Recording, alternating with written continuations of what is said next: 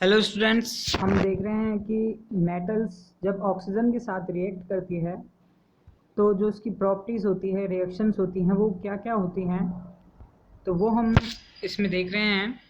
अब उसमें देखो, जैसे कि most of the metals react with oxygen to form their oxide. Means metals oxygen के साथ रिएक्ट करके उनके ऑक्साइड्स का फॉर्मेशन करती हैं। फिर हम बात करें कि some metals reacts more rapidly with oxygen as compared to other metals। कि मतलब कुछ मेटल ऐसे होते हैं जो जल्दी से मोर रैपिडली विद ऑक्सीजन के साथ रिएक्ट करके and as compare to other metal, other metals के अलावा अगर कंपैरिजन करें तो रेट ऑफ रिएक्शन क्या होती है, उनकी अलग अलग होती है। मीन्स जो अलग अलग मेटल की ऑक्सीजन से रिएक्ट करके ऑक्साइड बनाने की जो रिएक्टिविटी है या रिएक्शन है वो अलग अलग होती है। मीन्स मेटल की ऑक्सीजन के साथ रिएक्टिविटी है वो डिफरेंट होती है। अब हम बात करें कि ऑक्साइड ऑफ मेटल्स जैसे sodium, potassium, calcium and magnesium are soluble in water. कि जो मेटल्स के जो ऑक्साइड है, जैसे हम बात करें sodium, potassium, calcium, magnesium oxide के, तो वो आर सोल्यूबल इन वाटर, वो पानी में सोल्यूबल होते हैं और वो रेड लिटमस को ब्लू लिटमस में चेंज कर देते हैं। और नेचर में कैसे होते हैं? नेचर में बेसिक नेचर के होते हैं। और फिर हम बात करें कि oxide of metals dissolve in acid to form their respective metals, salts and water. Hence the oxides are basic in nature। जो ऑक्साइड ऑफ मेटल्स हैं वो डिज़ोल्व हो जाते हैं एसिड में और देयर रेस्पेक्टिव मेटल साल्ट का क्या करते हैं, वो फॉर्मेशन करते हैं। तो एसिड में डिज़ोल्व हो गए वो मेटल साल्ट का फॉर्मेशन करते हैं एंड वाटर, और क्या देते हैं, पानी का molecule. And hence oxide are basic in nature. और जो ऑक्साइड होते हैं इससे पता चलता है भाई एसिड के साथ रिएक्ट करके साल्ट प्लस वाटर देते हैं।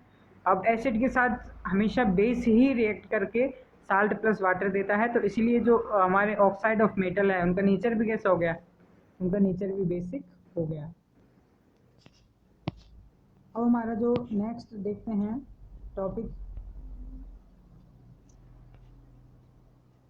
कि इम्पोर्टेंट नोट जो हमें दिया हुआ है कि you will learn in the higher classes. आपने हायर क्लासेस में देखा होगा कि दैट ऑक्साइड ऑफ एल्यूमिनियम, जो aluminium, zinc, lead and tin के जो ऑक्साइड हैं, not only react with acid, ये एसिड के साथ ही रिएक्ट नहीं करते but also with strong alkali solution. Means जो हायर क्लासेस ऑफ ऑक्साइड है जैसे एल्युमिनियम, जिंक, लेड, टिन, ये हमेशा एसिड के साथ रिएक्ट नहीं करते हैं बल्कि स्ट्रॉन्ग एल्कली सोल्यूशन, जो बेसिक नेचर वाले सोल्यूशन है NaOH, KOH, उनके साथ भी क्या करते हैं, ये रिएक्ट करते हैं। जैसे कि such as sodium hydroxide, potassium hydroxide के साथ। तो so we can say that these oxide are acidic. तो हम कह सकते हैं कि ये ऑक्साइड क्या है, एसिडिक भी नेचर कभी कभी दिखाते हैं। तो मतलब ये एसिड और बेसिक दोनों नेचर दिखाते हैं कुछ मेटल्स। तो ऐसे ऑक्साइड ऑफ मेटल्स को हम कहते हैं एम्फोरेटिक ऑक्साइड्स। जैसे कि हमारे याद करें एल्युमिनियम, जिंक और लेड, टिन, तो इनके जो इन मेटल्स के जो ऑक्साइड होंगे या फिर ये जो मेटल्स के जो ऑक्साइड होंगे वो एम्फोरेटिक ऑक्साइड्स कहलाएंगे क्योंकि वो एसिडिक और बेसिक दोनों नेचर दिखाते हैं। अब जैसे कि हम बात करें आगे